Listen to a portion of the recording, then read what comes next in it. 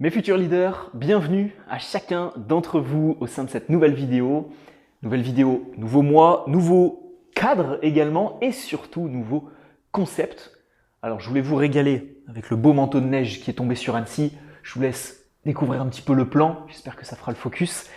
Et c'est pas le plus important au sein de cette vidéo, j'ai envie d'initier un concept qui me demande plus de travail pour préparer la vidéo, qui me demande aussi d'aller faire pas mal de recherches sur des personnages charismatiques de films.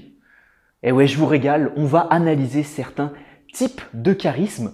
Forcément, je trouve que c'est un contenu qui, certes, est déjà un petit peu présent sur YouTube, mais mérite d'aller un petit peu plus en profondeur. Sur ma chaîne, cette année, vous retrouverez 10 analyses de personnages, que ce soit le grand Harvey Specter, que ce soit Tony Montana dans Scarface, un charisme un petit peu fou, je dirais. Et aujourd'hui, on commence avec Will Smith dans Diversion. Et mesdames, ne quittez pas cette vidéo. Je sais que vous êtes nombreuses à me suivre sur YouTube. J'espère pouvoir effectuer ça sur des personnages féminins, charismatiques. Si vous avez des idées, si vous voulez que j'analyse certains personnages, proposez-moi ça en commentaire, tout sauf Thomas Shelby. J'ai arrêté Peaky Blinders à la première saison, je crois. J'ai pas envie de m'y mettre, ça prend trop de temps, il y a trop de saisons, trop d'épisodes. Donc désolé pour tous ceux qui veulent des analyses, allez sur d'autres chaînes YouTube. Et aujourd'hui, on va analyser, comme je vous l'ai dit, Will Smith. Alors on va analyser le personnage qui joue dans Diversion. On ne va pas analyser le personnage dans la vraie vie, un petit peu controversé. On ne sait pas trop qui tenait la culotte à la maison ou des choses comme ça, un petit peu cocu en direct à la télé. Moi, c'est un acteur que j'adore, c'est un acteur que j'apprécie énormément, qui est malheureusement dans une grande descente dans sa vie. On espère en tout cas qu'il va pouvoir repartir comme d'autres ont pu repartir. Je pense notamment à l'acteur d'Iron Man, je pense à Johnny Depp qui ont eu des phases un peu plus compliquées et noires dans leur vie. C'est la vie d'acteur. Que voulez-vous aujourd'hui? Je vous propose d'analyser donc le film Diversion.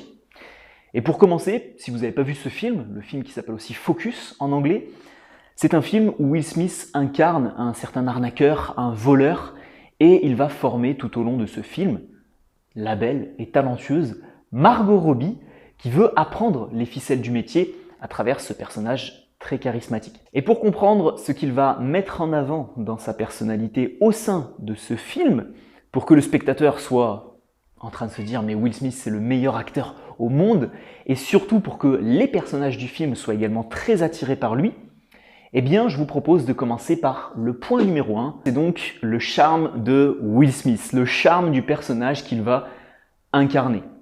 Le charme, j'en ai déjà fait une vidéo sur ma chaîne YouTube, ça n'a rien à voir, ou plutôt, c'est pas directement lié à la beauté physique du personnage.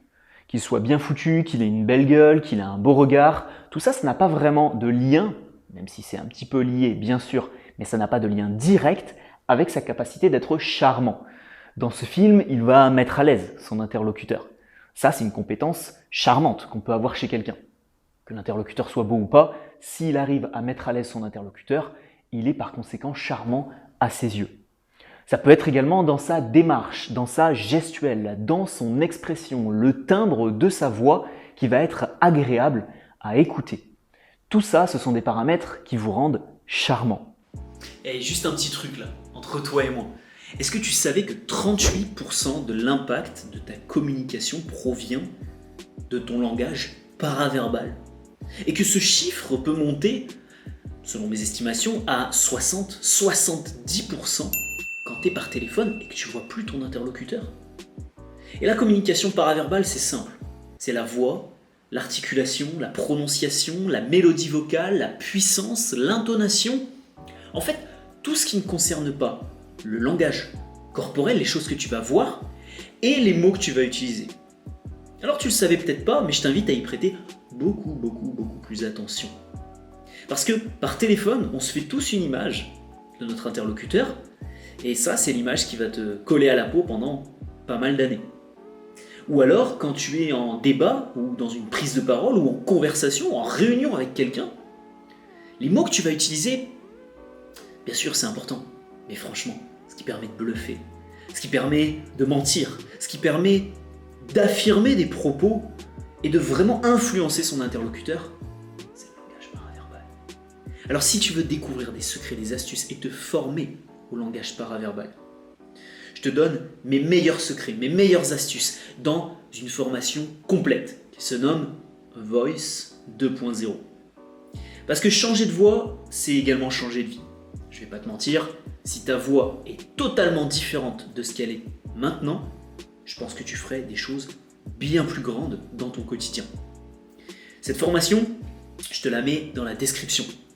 Tu as aussi la possibilité de réserver un appel avec moi si tu as des questions sur cette formation, si tu veux en savoir plus. De toute façon, tout est présenté sur la page de présentation. Je te laisse avec la vidéo, mais sérieusement, pense à cette question. Est-ce que tu n'aimerais pas changer de voix, améliorer ta voix, ta prononciation, ta diction? Tout ça, ça se retrouve dans Voice 2.0, le contenu sérieux, professionnel, qui se retrouve sur mon blog charismedéveloppement.fr. Et si tu as aimé cette petite intervention, c'est que tu aimes bien la manière dont j'utilise ma voix. Et si tu voudrais faire de même, tu sais où ça se trouve. Allez, je te laisse avec la vidéo. À tout de suite. Et Will Smith va en user de ses compétences déjà de très bon acteur et en abuser dans ce film pour créer justement cette connexion et cette relation avec l'actrice Margot Robbie.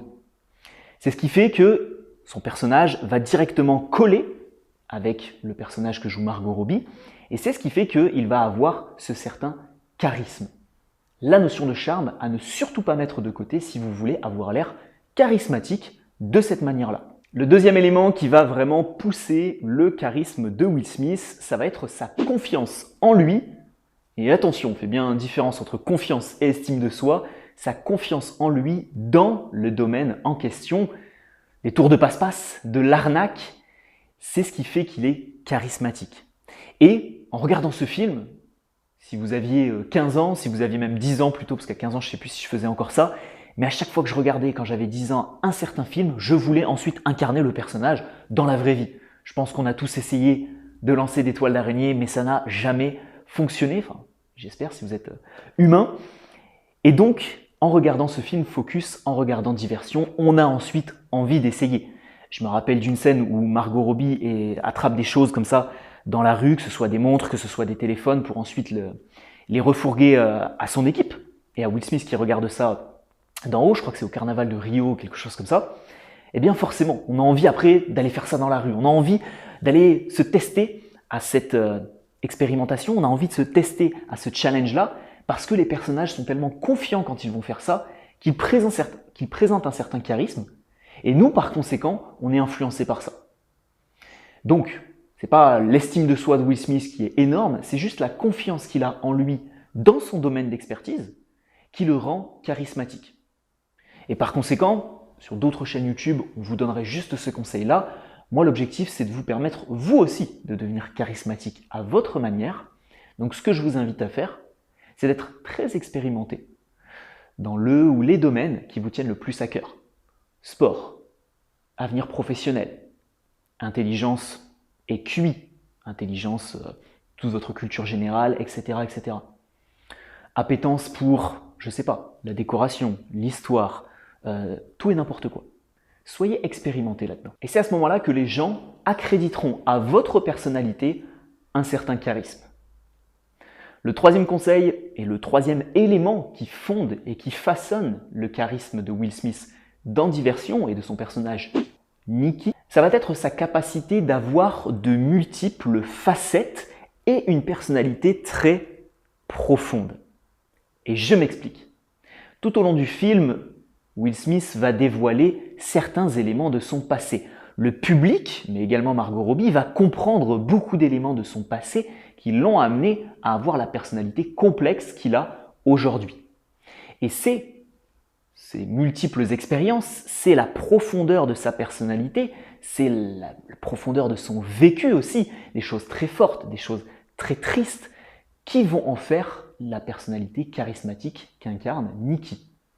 Et ce que je vous invite à faire, c'est faire également de même. Quand vous rencontrez une nouvelle personne, de ne pas dévoiler carte sur table, de ne pas tout dévoiler de ce que vous avez vécu, et de ne pas aussi dévoiler ça de manière trop plate. Mettez de la profondeur dans votre histoire. Essayez, je sais que c'est compliqué à notre époque, où on est en permanence diverti par des informations, mais de faire plus d'introspection. Alors là, vous allez vous dire, ça y est, William, c'est psychologue et développement, qu'est-ce qui nous parle d'introspection ? Rassurez-vous, l'introspection, c'est pas quelque chose que je mets très souvent en avant. C'est quelque chose qui est mis en avant par les psys pour pouvoir vous facturer des heures avec eux. Et puis on peut aller tellement en profondeur dans la personnalité de quelqu'un que ça pourrait durer 100 heures de coaching. Comme ça, vous connaissez mon avis sur tout ce qui est thérapie, psychologue, etc. Maintenant qu'en plus c'est remboursé par l'État, j'en connais qui se frottent les mains. Bref, tout ça pour dire que faites un petit peu d'introspection. Vous avez sûrement vécu des choses qui vont ensuite créer un lien direct avec certains éléments de votre personnalité.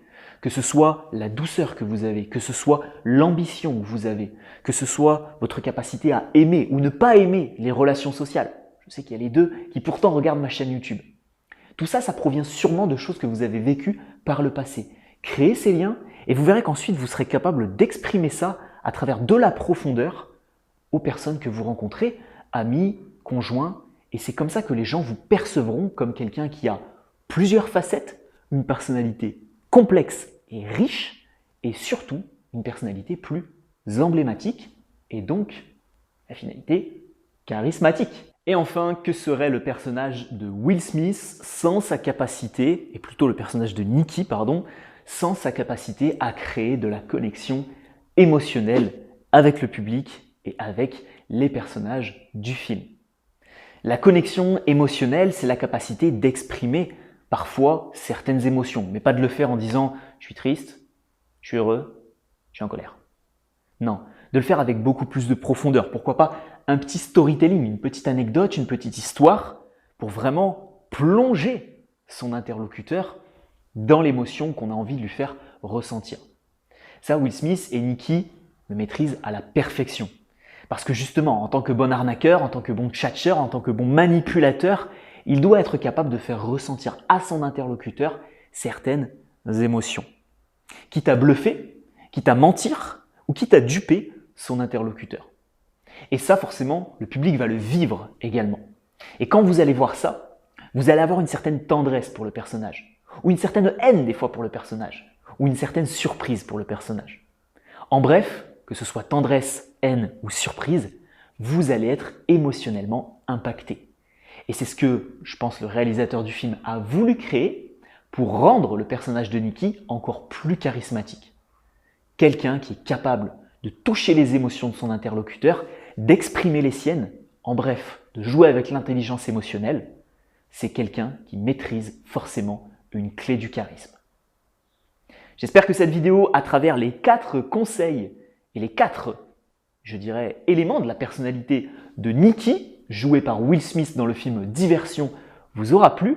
Encore une fois, si cette série de vidéos qui me demande très sincèrement pas mal de boulot vous plaît, le like, surtout le commentaire en dessous de la vidéo.